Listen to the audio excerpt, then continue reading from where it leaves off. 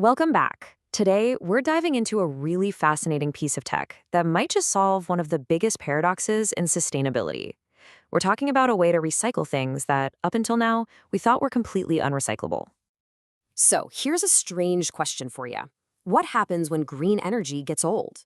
I mean, we always think of it as the solution, right? But what about the wind turbines and solar panels themselves when they wear out? Well, it turns out this is a way bigger problem than most of us think. Take these giants of clean energy, wind turbines. Their blades are absolute marvels of engineering.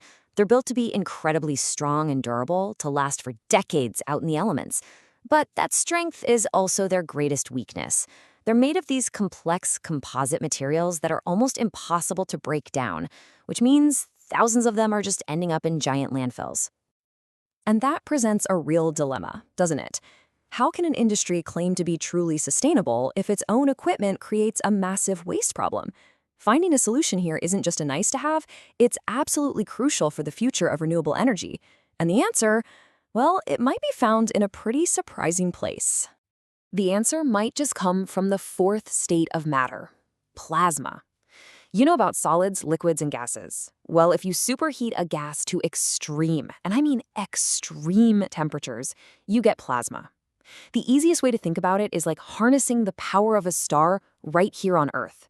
It's an incredibly powerful state of matter that can literally tear molecules apart. So how do we actually use this, cosmic power to deal with our garbage here on Earth? That's where a process called plasma gasification comes into the picture. It's a really advanced technology that uses the intense, crazy heat of plasma to break down waste at the molecular level. The process itself sounds complicated, but it's actually pretty elegant. First, you feed the complex waste, like those giant turbine blades, into a chamber. Next, a plasma torch, which can reach thousands of degrees, completely vaporizes the waste. It just breaks it down into its most basic atomic elements. And finally, you collect the useful materials that are left over.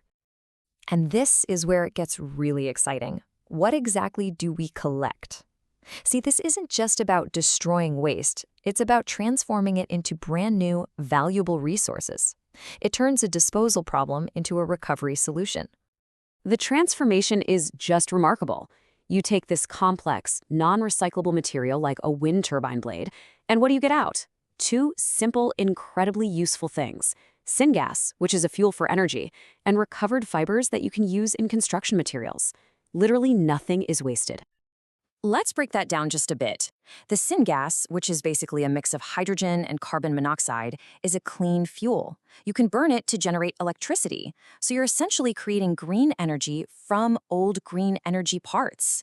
Meanwhile, the solid stuff that's left, those recovered fibers, they can be used as a raw material in things like concrete and other composites. It's a perfect loop. So what's the big picture here? What's the real impact? Well, when you compare this technology to the ways we get rid of waste right now, the difference is pretty stark.